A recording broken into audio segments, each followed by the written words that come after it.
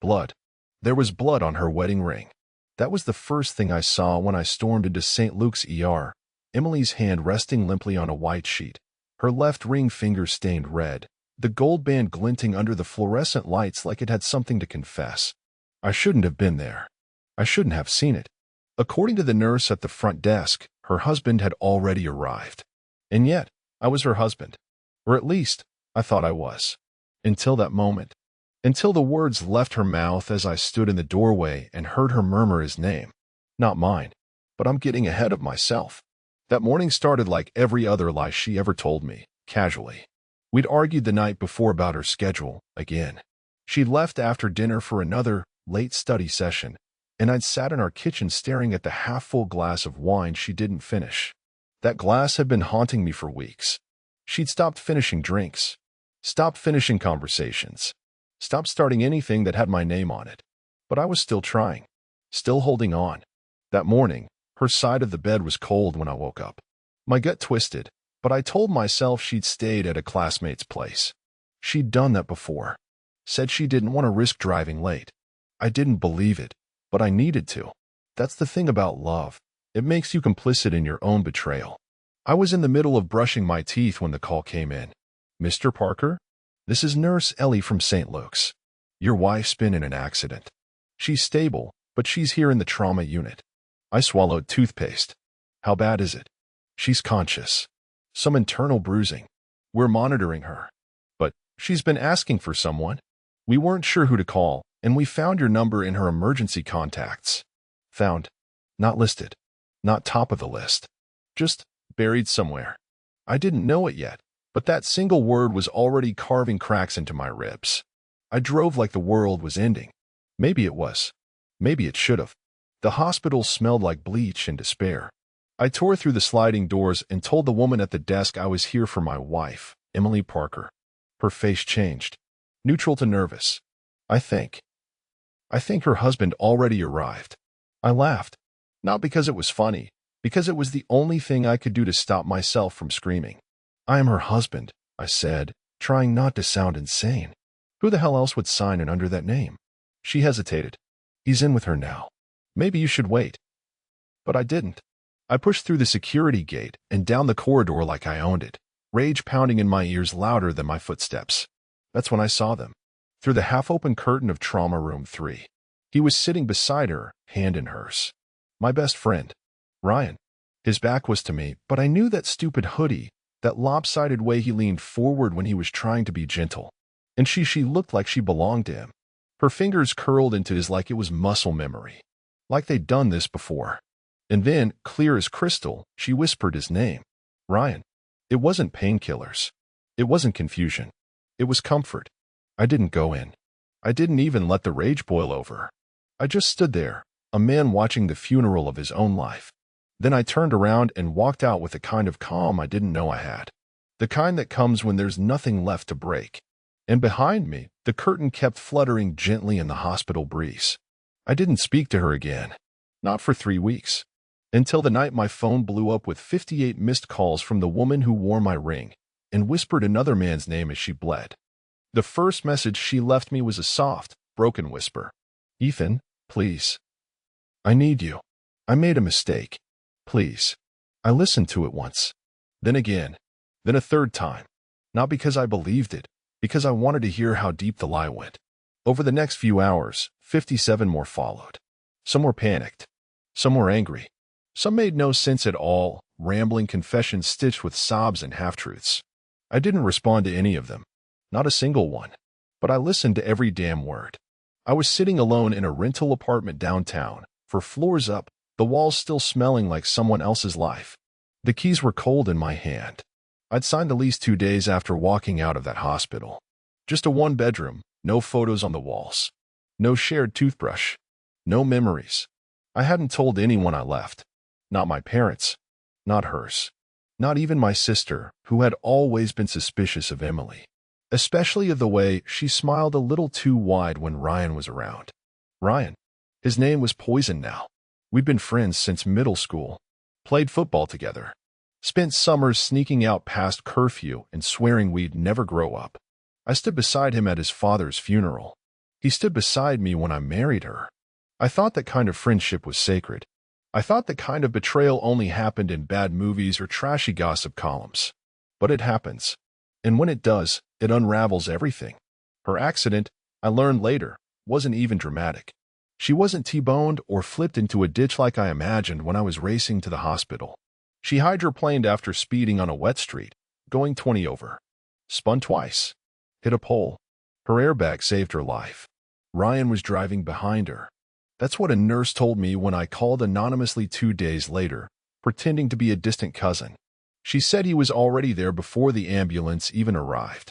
That he rode in the back of the rig, holding her hand like a husband would. She even assumed they were married. When I asked to sign the emergency forms, she didn't hesitate. Ryan Blake. Her husband. I laughed. Bitter. Sharp. It wasn't just the affair. It was the replacement. The sheer ease with which she let him step into my place, like I'd been nothing but a warm-up act for the man she really wanted. And the worst part? She didn't even deny it when she started calling. Call 32 was different. No tears. No stuttering. Just venom. You coward. I almost died. You weren't there. What kind of man just walks away from his wife? I stared at the screen. Her contact photo still showed that beach trip from last year. Her in sunglasses, hair tangled from the wind, arms wrapped around me. I wanted to throw the phone across the room. Instead, I saved the voicemail. Because I knew something now. She wasn't sorry. She wasn't broken. She was angry that I had witnessed her lie and didn't stay to pretend it hadn't happened. That night, I opened an old folder on my laptop, one I hadn't touched in months. Wedding photos. Honeymoon videos. All those frozen smiles. I watched one clip of her dancing barefoot in our old kitchen, singing into a wine bottle, spinning in my arms. Then I deleted it. All of it. Every file. Every memory. Every us. She was still calling when I fell asleep. In the morning, I woke up to a single message that made my blood turn to ice. I told him you walked away. He says we don't need to hide anymore. No apology. No remorse. Just the announcement that my spot had been filled. But this story wasn't over. Not by a long shot. The first time I saw them together after the hospital was accidental. Or maybe fate has a sick sense of humor. It was a week after the call stopped. I blocked her number. Deleted her social media. Shut down everything that tethered her to my world. I thought I could go ghost and start over. Pretend I didn't know how her voice cracked when she lied. Pretend I hadn't spent 6 years building a life with a stranger who wore my ring and someone else's perfume. But pain has a way of boomeranging. It was a Friday night. I hadn't planned to go out, but cabin fever had me clawing at the walls of that sterile apartment. So I grabbed a hoodie and headed to that 24-hour diner on Melrose. The one we used to sneak off to during finals week. The one I'd stupidly thought was mine now. The second I walked in, I saw her. She was in our booth, the corner one with the torn leather cushion and the flickering light above it. And he was across from her. Ryan. He looked different. Relaxed. Confident in a way that made my stomach twist. Like he'd won something. Like this betrayal wasn't a wound, but a trophy. She was laughing. Not a forced laugh. Not a guilty laugh. A real one. The kind I hadn't heard in years. I should have turned around. Walked out. But something in me, something ugly and human, needed to see more. So I sat at the counter. 10 feet away. Close enough to hear. They weren't hiding it. She had her leg draped over his under the table. She reached across to steal a fry from his plate, and he kissed the back of her hand like they'd been doing this for years. Like this wasn't stolen time, it was home. Then I heard it. I told you, once the divorce goes through, we'll take that trip to Maine. Just like we talked about. Divorce? We hadn't even spoken since the night of the accident. She hadn't filed. Neither had I. What the hell was she telling him? That was the first time I realized. Emily wasn't just lying. She was rewriting history. And Ryan? He was buying it. Or worse, he didn't care. I sat there for 20 minutes, heart crawling up my throat, gripping my coffee like it could anchor me. Then she said something I'll never forget. You know what the best part is? He thinks I cheated. But I didn't. Not really. You and I were already done with the guilt before it happened. We were in love. That's different. He chuckled. Kissed her again. And just like that, my grief curdled into something else. Not rage. Not jealousy. Clarity. She wasn't sorry because, in her head, She'd never done anything wrong. She was building a new version of the truth, one where I was the cold, absent husband, and Ryan was the noble friend who picked up the pieces. They weren't hiding anymore because they weren't pretending anymore. And I realized, sitting in that diner under that damn flickering light, this wasn't just betrayal. This was erasure. She was replacing me, rewriting me, and expecting me to vanish quietly. So I did the one thing I'd sworn I wouldn't. I started planning. Because if she wanted to rewrite the past, I was going to write the ending. And she wasn't going to like it. I didn't sleep that night. Not a minute. My mind was a projector running that diner scene on loop, her laughter, his hand on hers, her voice twisting the truth like a knife in my back. I didn't really cheat. As if emotional betrayal, secret touches, and stolen nights somehow didn't count unless clothes hit the floor. As if lying to my face, desecrating our home, and faking bedtime kisses were just technicalities. By morning, I wasn't just broken, I was burning. But not recklessly, not wildly. This wasn't teenage heartbreak. This was cold, calculated, surgical. I needed answers. Not from her. Not from him. From the truth itself. So I did something I never thought I'd do. I drove back to the house. Our house. The one I left without packing a single bag. The one where her perfume still haunted the drapes, and my name probably hadn't been spoken aloud in weeks. It was a risk. If she saw me, it'd spiral. But I knew her schedule. Monday morning. Medical rounds. She'd be gone. Ryan too. I gambled everything on that routine. And I was right. I parked 3 houses down, walked up like a ghost, and unlocked the front door with the key I hadn't returned. It was quiet. Too quiet. Like the house was holding its breath. Inside, everything was still in its place. Our couch. Our wedding photo on the mantel, still there, like some sick joke. Her slippers by the door. My mail, unopened, in a crooked stack on the table. But it wasn't our house anymore. It was a crime scene. And I was the investigator. I went straight to her office first. She used to keep everything digital, but Emily was paranoid about backups. Always printed important emails. I opened drawers, flipped through folders. Nothing damning. Just invoices, class notes, a few birthday cards from patients. Then I opened her laptop. The password hadn't changed. My birthday. The irony punched me right in the chest. And there it was. A folder on her desktop labeled Ref, short for reference. At least, that's what it should have been. Inside, hundreds of screenshots. Emails. Texts. Call logs. Some were old, years old. Others were recent. Ryan's name popped up everywhere. Late-night conversations. Shared photos. Inside jokes about me. Snide remarks. Secrets. But the worst, the absolute worst, was a video. Dated 2 months ago. The thumbnail showed our kitchen. My kitchen. I clicked. There they were. Ryan sitting on the stool by the counter, Emily in one of my t-shirts, no pants, barefoot and smiling. Laughing. Drinking wine. Her voice low. You think he knows? She whispered. Ryan's reply. Ethan's too nice. That's his weakness. He trusts too much. And then she said it. The line that'll haunt me until the day I die. Good. Let him keep trusting. He's just filler. You're the real thing. Filler. 6 years of love. Of memories. Of loyalty. Filler. I slammed the laptop shut. My hands were shaking, but I didn't cry. I couldn't. I'd gone past heartbreak. I was in new territory now, somewhere darker, quieter, sharper. Before I left, I made one final stop, our bedroom. I opened her nightstand drawer. Inside was a new phone. A burner. No passcode. Messages from Ryan. A second life, clean and hidden. Weekend plans. Hotel receipts. Nicknames. All of it. I took photos of everything. Every screen. Every lie. I wasn't ready to move. Not yet. But I needed ammunition. Because this war had officially begun. I walked out of that house feeling nothing. No sadness. No regret. Just purpose. They thought they'd gotten away with it. They had no idea I just loaded the first bullet. I didn't go back to the apartment that night. I drove around aimlessly for hours, city lights blurring past my windshield like they were trying to outrun the rage crawling up my throat. The video. Her voice. That damn word, filler. It echoed like a curse, poisoning every good memory we ever made. She used to look at me like I was her home. And now, she was curled up in my shirt, in my house, calling me a placeholder while she poured wine for the man who once promised to protect me like a brother. I ended up in the parking lot of a 24-hour gym.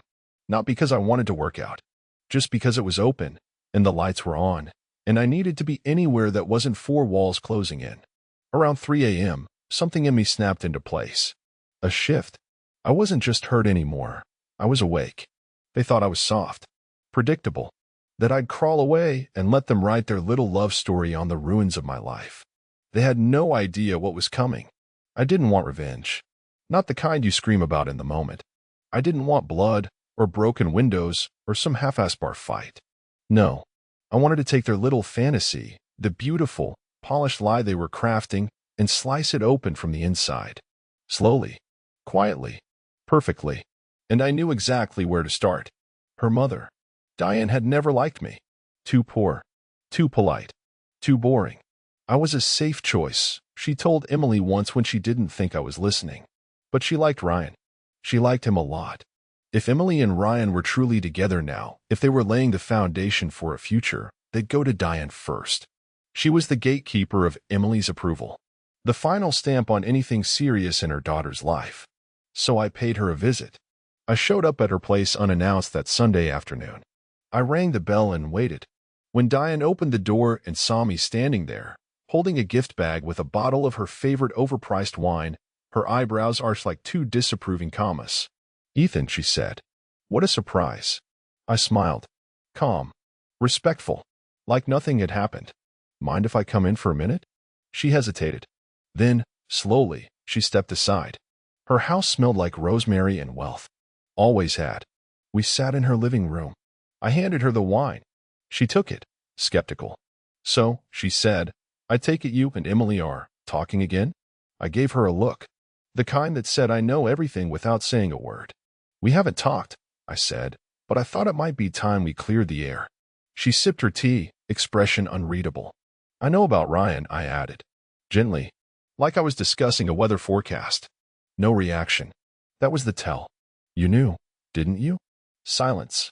Then, a slow exhale. "I suspected," she admitted. She changed. "Around him. You weren't right for her, Ethan. You were safe, but not right."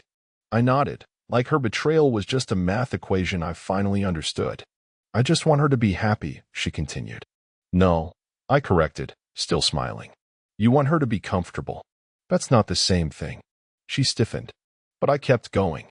"She's going to marry him. That's what you want, right?" She gave a polite shrug. "Then let me ask you something, Diane." I leaned in. "What do you think will happen to Ryan's reputation at the hospital when these—" I pulled out a USB stick, start floating around. She blinked.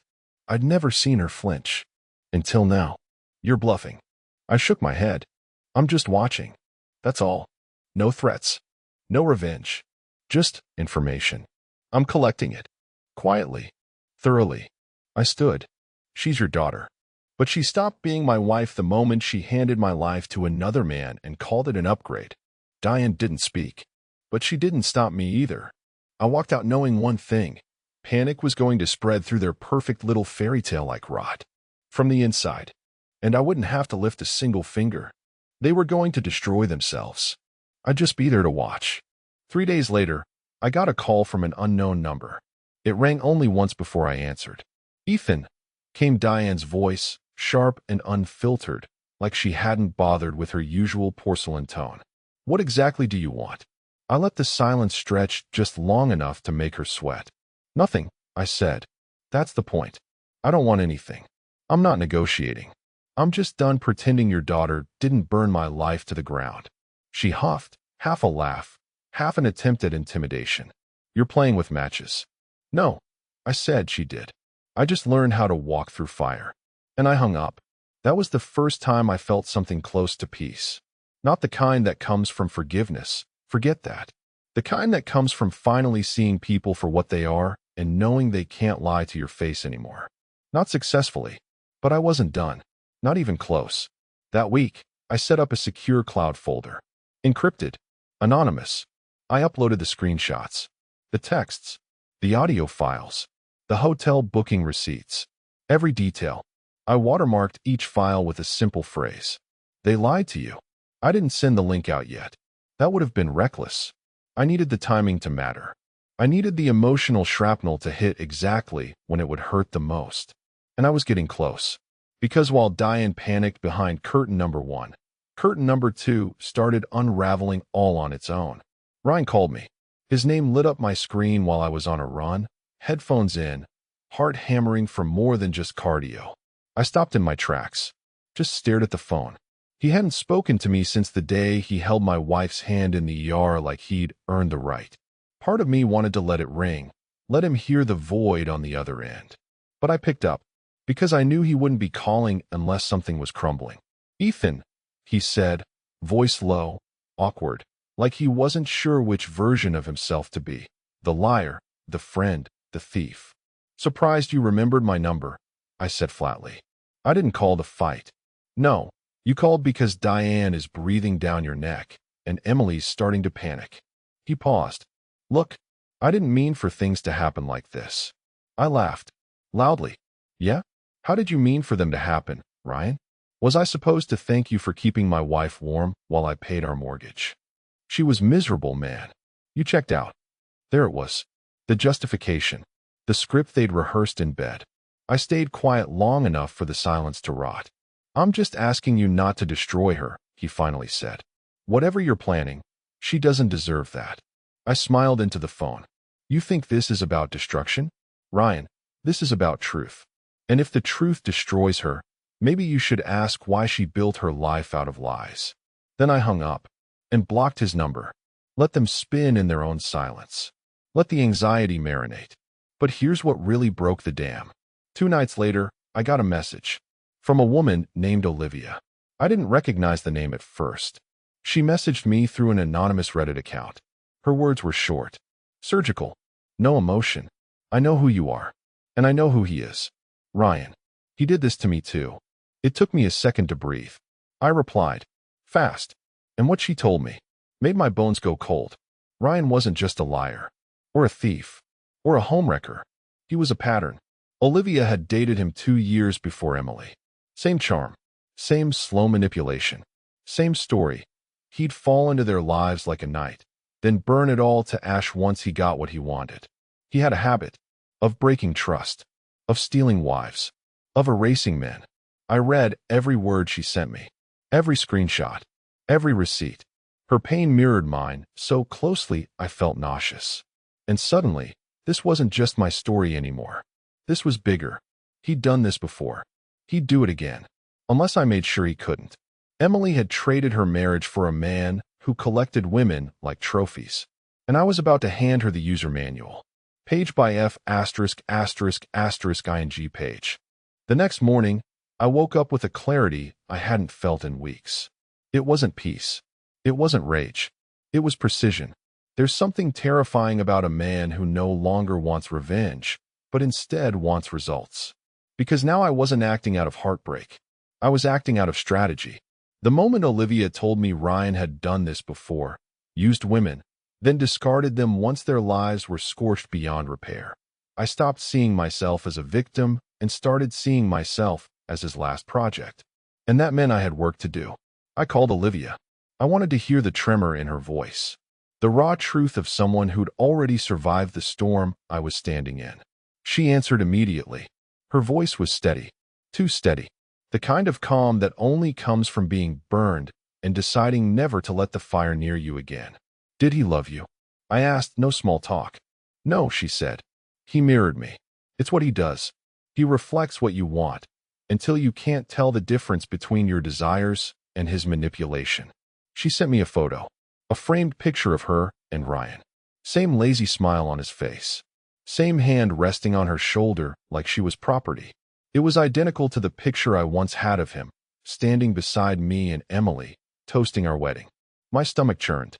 "He proposed," she added, "then slept with my cousin 3 weeks later. When I called him out, he told me I imagined it, that I was paranoid, that I was damaged goods." I stared at the floor for a long time. Then I asked her the only question that mattered. "Do you want to help me stop him?" Silence. Then, "I thought you'd never ask."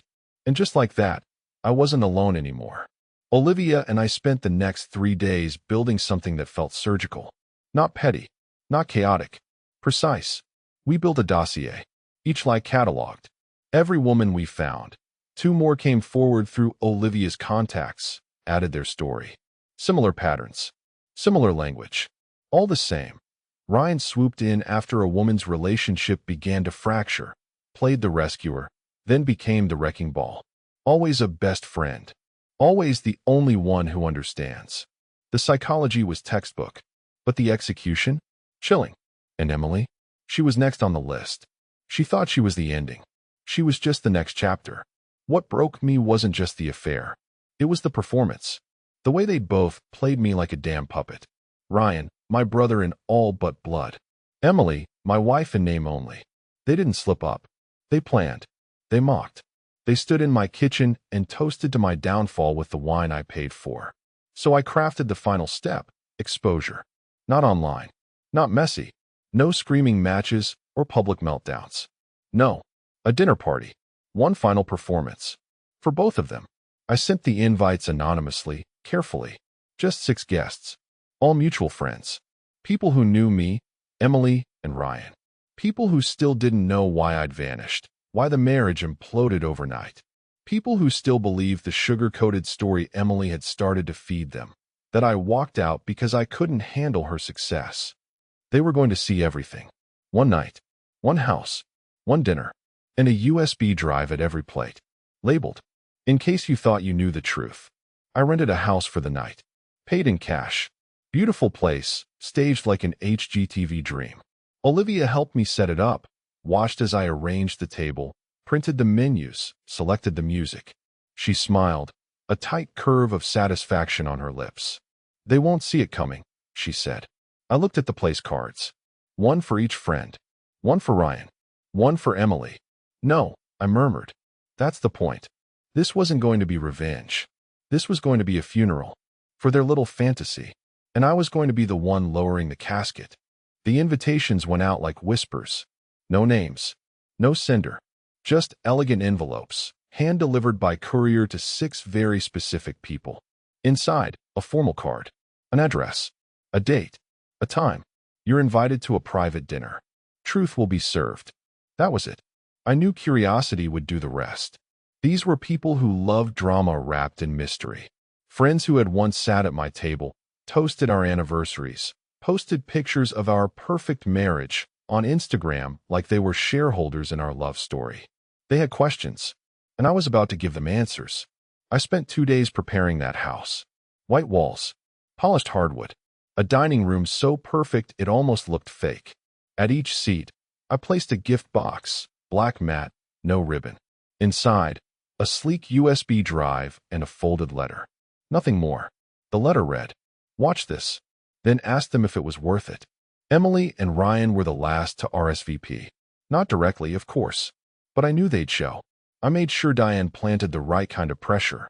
She told Emily a friend of mine had reached out, hinting at a reconciliation dinner, saying I wanted closure in front of witnesses.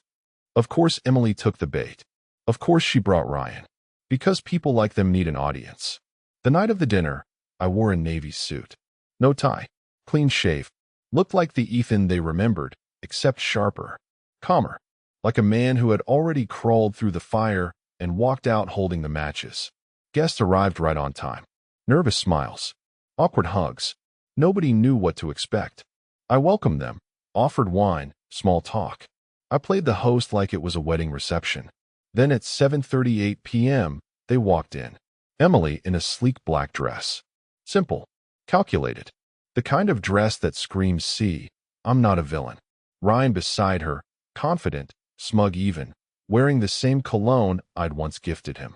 He looked around, confused but not alarmed. Emily's eyes scanned the table, landing on the boxes. I saw her pupils tighten. "Ethan," she said cautiously. "Glad you could make it." I replied, all warmth and teeth. They sat. The air was electric. No one knew why we were here. Yet, I made a toast. To truth, I said, raising my glass. And to the people who run from it. Everyone clinked. Awkwardly. Then I gave the signal. Olivia, who had been watching from upstairs on a secured monitor, triggered the file drop. Every USB lit up the screen of the tablet beside it. Autoplay. The room went silent. On screen, texts, photos, video, the kitchen footage, the burner phone records. Ryan's voice saying he deserved better than picking up Ethan's leftovers. Emily laughing, eyes glowing, calling me too soft to fight back. And then, Olivia's video. Her story. Calm, articulate, devastating. By the time it ended, the only sound in the room was the hum of the air conditioning. One of our old friends, Tom, always the loud one, stood up, blinking. "What the hell is this?" he said. "Is this real?" Ryan was pale, hands clenched. Emily looked like a statue carved out of fear. "This is truth," I said, voice level. "You were all fed a lie. I left because I saw everything. And tonight, so did you." Emily opened her mouth, closed it. She looked around, desperate for someone to come to her defense. No one moved. I didn't know," she began. "You didn't care." I cut in. "You weren't sorry you did it. You were sorry I caught you." She flinched. Ryan stood suddenly, like he could still control the narrative. "This is low, man. Real low." I stepped forward, close enough that only he could hear me. "You ever wonder why your past keeps catching up to you, Ryan? Because people like you think you're smarter than consequences." He sneered. "This won't stick." I smiled. It already did. He didn't know I'd already sent the files to his hospital board. HR. Every woman who ever worked under him. His new boss's assistant? She was one of Olivia's friends. The walls were closing in. I picked up my glass. "Dinner is served," I said quietly. No one ate, but everyone left full. I woke up the next morning to chaos. Not mine, theirs. It started with a text from Olivia. Just one line. "They're crumbling." I opened Twitter. Searched Ryan's name. The hospital's internal employee forum had leaked. Someone had anonymously posted excerpts from the footage. Nothing graphic. Just enough to get the storm brewing. People were asking questions. Connecting dots. 2 nurses commented with vague emojis. One flat out wrote, "Not surprised." By noon, Ryan's LinkedIn was gone. By 3, his hospital profile vanished. By 5, I got a call I didn't recognize but answered anyway. "Is this Mr. Parker?" the voice asked, clipped, professional. "Yes. This is Karen Allen from HR at Westlake Medical. I'd like to ask you a few questions regarding a recent event involving Dr. Ryan Blake." I almost laughed. I didn't ask how they got my number. I didn't ask what part of the fallout they were trying to sweep up first. I just said I'd be happy to answer whatever they needed. Later, I found out Diane, Emily's mother, had been the one to send them the file. Not out of conscience. Out of preservation. She saw the ship listing and decided to jump before it sank. Emily tried to do damage control too. She texted me that night.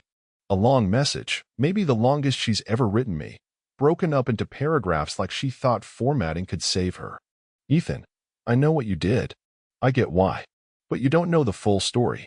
I made mistakes, yes, but it wasn't like you think.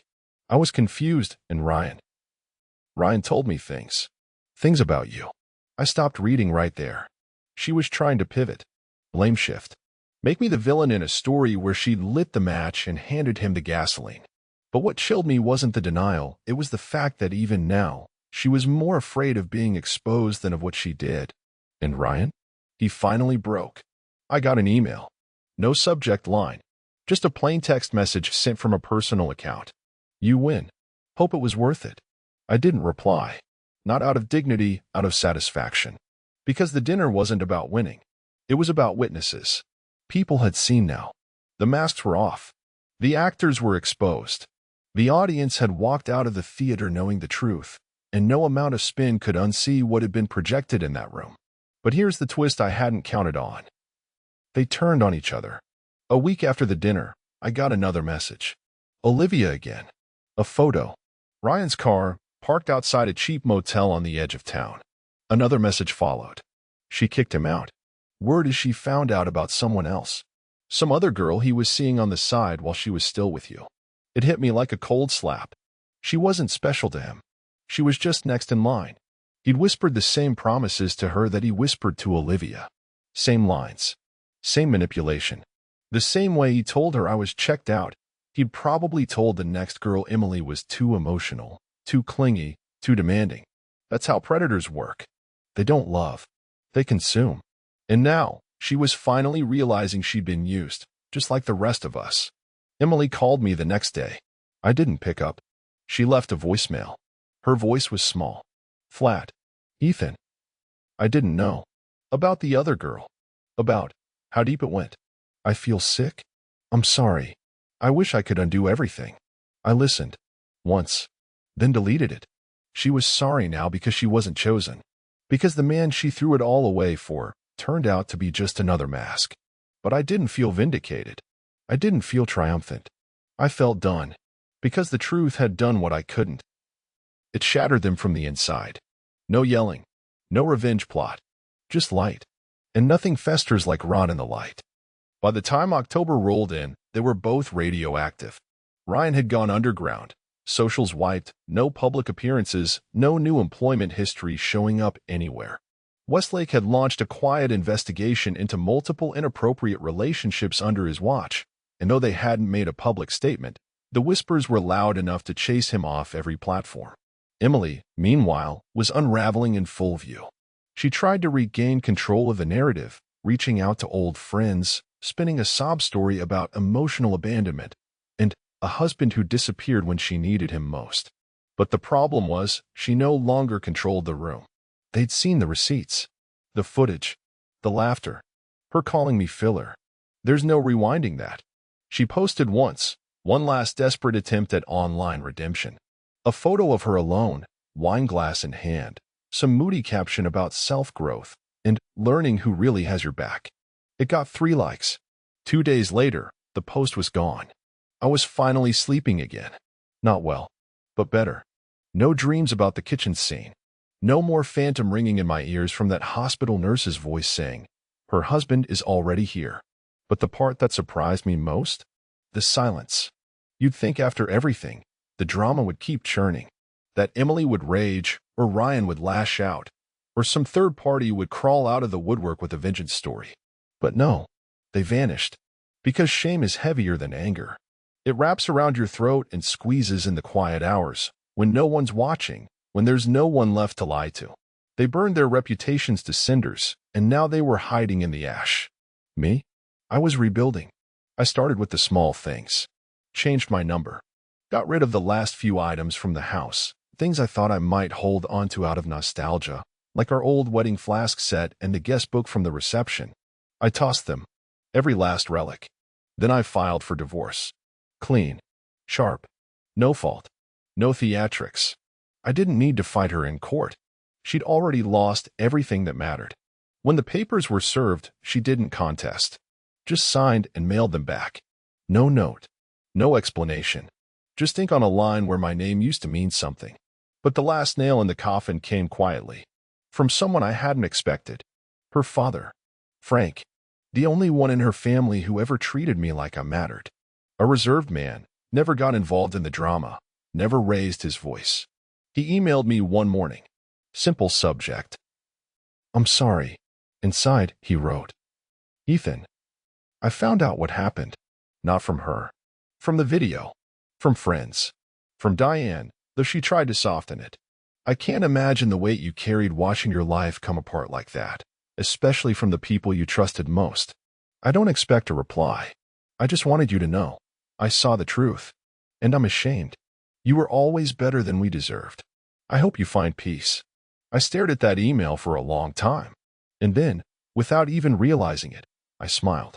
Not a cruel one. Not smug. Just tired and light. Because that was the moment it finally settled in. They could lie to themselves. To each other. To everyone. But not to reality. And reality had already passed judgment.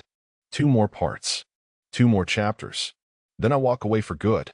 I saw her again last week. Not planned. Not staged.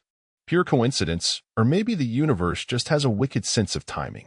I was coming out of a bookstore on 3rd Street, holding a new hardcover in one hand and a coffee in the other. Fall had finally crept in, the air crisp, jacket-worthy, the kind of weather that always made me think of clean slates. And then she was there. Emily. Standing at the edge of the sidewalk like a ghost someone forgot to bury. No makeup. Hair tied back messily. hoodie that didn't fit her quite right. Pale. Not sick. Just diminished. Like the light she used to carry had burned out and no one remembered to replace the bulb. Our eyes locked. She froze. Mouth parted like she had something rehearsed, but forgot the first line. I didn't say a word. I didn't flinch. I just watched. She took a step forward. Ethan. Her voice cracked halfway through. I didn't answer. I didn't know you'd be here. Still silent. She looked at the book in my hand. Then the coffee. Then back at me, like she couldn't decide whether to cry or ask for a sip. You look good. You look destroyed, I thought. I've been trying to find the right time, she said quickly. To say something. Anything. I raised an eyebrow. Her lips trembled. Ryan's gone. He left. Just vanished. No forwarding address. No explanation. One day he was there. The next, just a text saying he needed to find himself. I wanted to laugh in her face. Find himself? What was left to find? The man was a walking void. I should have listened to you, she whispered. And that was when it hit me. She still didn't get it. This wasn't about Ryan. It wasn't even about me. This was about her and how the world was no longer orbiting the way she'd engineered it. She wanted sympathy. She wanted a soft landing after a fall she jumped into willingly. I don't hate you, I said. My voice came out calm. Cooler than I expected. Her eyes widened, a flicker of hope igniting behind them. But I'm not sorry for what I did. And just like that, the hope died. Every message, every file, every guest at that dinner, I made sure they knew exactly who you are. Not because I wanted to ruin you, Emily, but because you'd spent too long trying to ruin me. She took a breath, but I didn't let her speak. I was never the villain. You just hated how quiet I was when you showed your fangs. Tears welled up. The city buzzed around us, cars, footsteps, life. But in that moment, she looked like the loneliest person in the world. I miss you, she choked. Every day. I wake up anew. Don't, I said. Firm. Final. Don't rewrite it again. She bit her lip. Nodded. I stepped past her, the coffee still warm in my hand. She didn't follow. When I turned the corner, I glanced back once. Just once. She was still standing there. And in that moment, I understood something brutal and beautiful. She would spend the rest of her life chasing closure she'd already destroyed. And me? I was already 10 steps ahead. I didn't plan anything for the 1-year mark. No speech, no ritual, no cathartic letter burning in the woods. But it came anyway, quiet, like a shadow slipping under the door. 1 year since I walked into that ER and saw my best friend holding my wife's hand like it belonged to him. 1 year since my name stopped meaning husband to the woman I build a life around. 1 year since everything I thought was real turned out to be a prop on a stage they'd set for someone else. I didn't mark the date with sadness. I marked it by doing something utterly, beautifully ordinary. I took the day off work and drove up the coast. Windows down. Music loud. No destination. Just space. Air. Freedom. Somewhere around mile marker 67, I pulled over at a cliffside lookout. The ocean stretched endlessly in front of me, wind crashing into my face, waves slamming rocks far below like they were trying to break history apart. And I let myself feel it. Not the pain. That part was over. The clarity. That I survived it. That I rebuilt myself from the wreckage they left behind. Not bitter. Not broken. Better. I thought about everything they lost. Ryan? He never resurfaced. A few whispers from mutual acquaintances, he tried to start over in another city, but the story followed him like a shadow. Every interview ended with a quiet no. Every date came with side eyes and second thoughts. Turns out, when your truth is recorded and distributed like wildfire, even the best lies can't hide you anymore. Emily? She moved out of state. New city, new job, some small urgent care clinic. Her name doesn't show up on social feeds anymore. She's gone gray in her silence, and from what I hear, she mostly keeps to herself. Some people say she's changed, that she learned. I don't care, because I no longer need her to be a villain. I no longer need Ryan to be a monster. The truth did the work. The consequences ran their course. All I did was tell the story. And for every man who's been lied to, used, erased, this story isn't just mine. It's a reminder that silence isn't weakness. Sometimes, silence is the sound of a fuse being lit. The man I was a year ago would have begged for answers, pleaded for apologies, hoped for closure. The man standing here now? He's already lived through the fire and walked out holding the match.